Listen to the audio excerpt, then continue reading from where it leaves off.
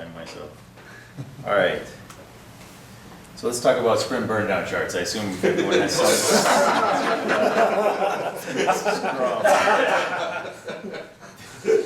May not exactly be burned down, and I just took this one at random. It wasn't the worst, but didn't go off.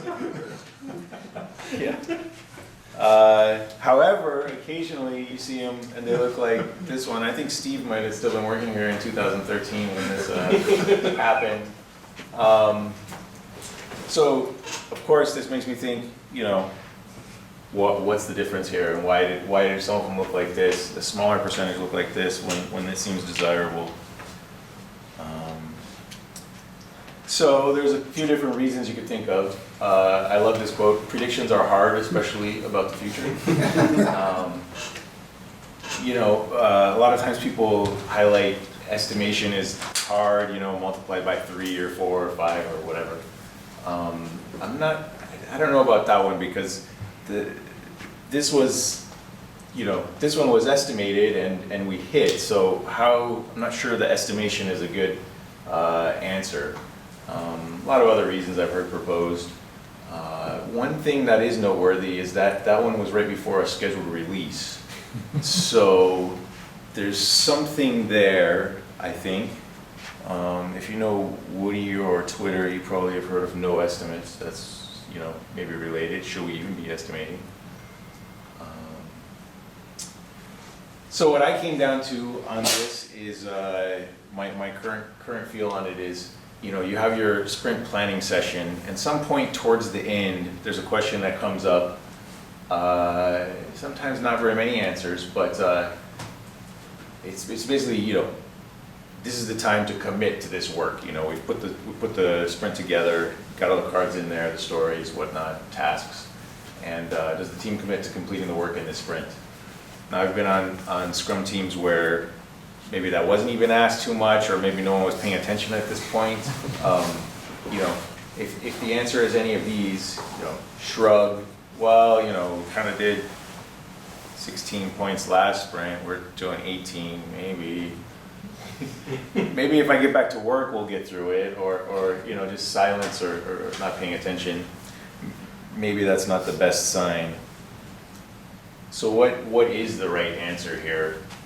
You know, and some ones I think, like from that sprint where it actually burned down really well, I think it's like, you know, wait, this card ABC 1, 2, 3, I don't think we have the UX design for that yet. Why is it in sprint? You know, why do we have cards dependent? Why do we have a chain of 3 cards dependent on each other in the same sprint?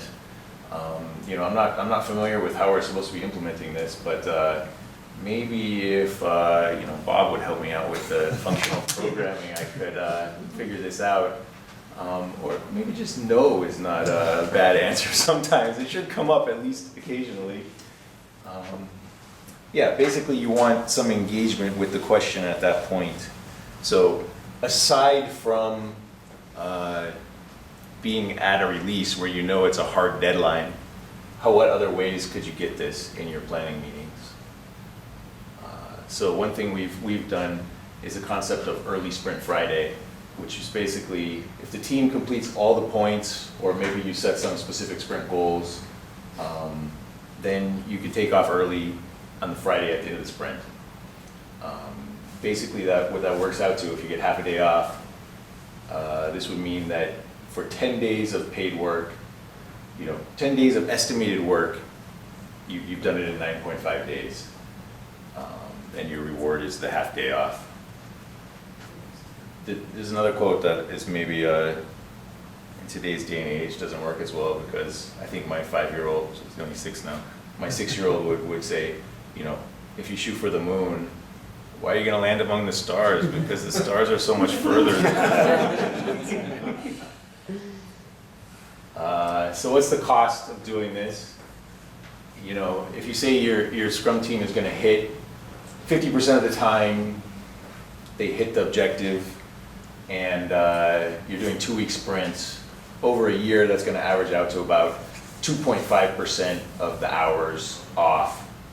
Or maybe, you know, you probably had to work a couple extra hours that previous day or somewhere, you know, somebody chipped in extra time perhaps, so maybe it's even less than this 2.5%, you know.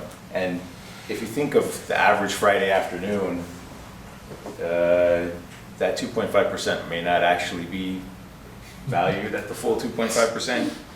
And if you think of, you know, some of the 10% time or even less that is put out, we're currently going through department transformation that takes up quite a bit of time. So if you think of some of these investment type times, it's not a huge cost, I would say.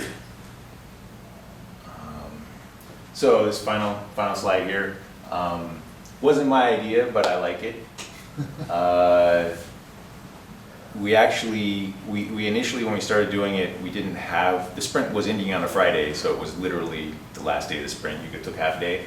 We now start sprints on Wednesdays, so it's kind of like the Friday after the sprint, which might be a good corrector for that every other sprint hitting the target, because you're missing the half of the day from the next sprint, which would then work out to, well, it'd still work out to 9.5 days, but it depends if you got your 10 days in the first sprint and then 9.5 and whatever. What about the fringe team members? You know, product owners and architects might have multiple teams, or we actually have an engineer who's like 50% on teams occasionally at the moment.